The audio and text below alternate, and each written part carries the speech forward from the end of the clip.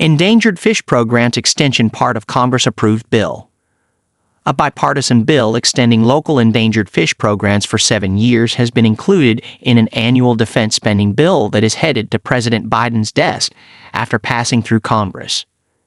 The Upper Colorado and San Juan River Basins Endangered Fish Recovery Program's Reauthorization Act was included in the fiscal year 2025 National Defense Authorization Act.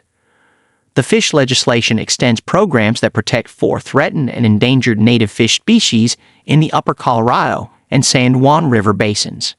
The defense bill now heads to the president's desk.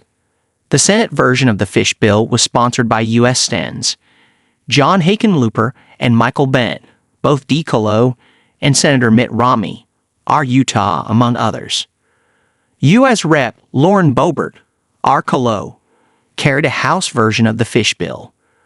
A negotiated version of her bill and the Senate bill ended up being included in the defense bill. The Senate passed the defense bill Monday after passage by the House, despite controversy over a provision banning some gender-affirming care for transgender children of service members, according to a Reuters story. The fish programs provide for studying, monitoring, and stocking the 4 fish species, managing habitat and river flows, and combating invasive species through 2031.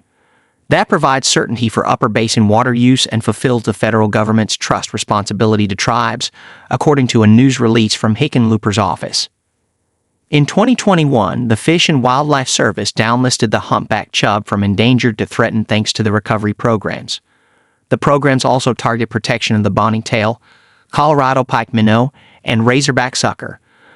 The programs ensure continued Endangered Species Act compliance for 2,500 water projects spanning federal, tribal, and non-federal jurisdiction, including every Bureau of Reclamation project upstream of Lake Powell, according to the release. Local communities, tribes, water users, and Congress, we're all in to protect our native fish and rivers, Hickenlooper said in the release. These programs are tried and true.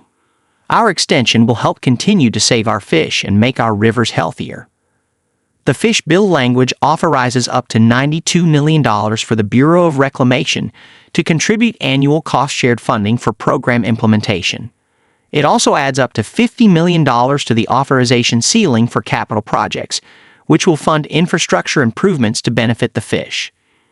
According to a release from Boebert's office, non-federal program partners contribute $11 million per year in water contributions, plus another $750,000 in staffing and in-kind contributions.